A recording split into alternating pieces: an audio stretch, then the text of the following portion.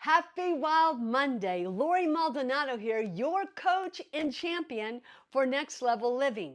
Over the last several weeks, we've been talking about what I call faithological markers of maturity as seen in the book of James. Today, we're going to look at James 3:10, where he says, praise and cursing come out of the same mouth. He said, brothers and sisters, that must not be.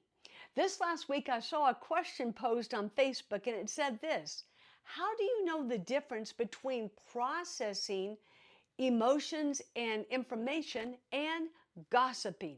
I thought that was a great question, and James addresses that. When we process information to gain clarity and to deal with our emotions in a healthy way, we're looking at what is the purpose of why we're sharing it, who is the audience that we're sharing it with, and then what is the outcome.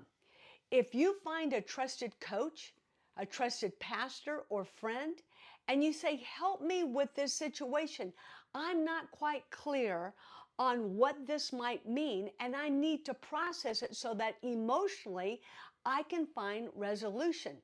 If you do that without naming people's names and without bringing in a lot of unnecessary information, you've just dealt with it in a very healthy way.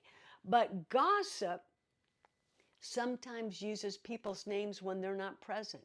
It brings a downcast to that person. It doesn't honor their dignity. It sometimes makes you feel or me feel elevated, but there's no resolution. It's just perhaps information that we wanted to share.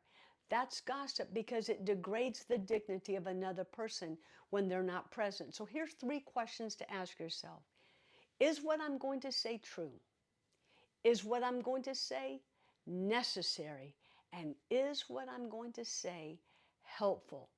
And if you can answer those questions with integrity, then you know you're processing in a healthy way rather than being negative with gossip.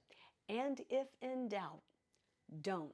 It's better to err on being quiet than having loose lips.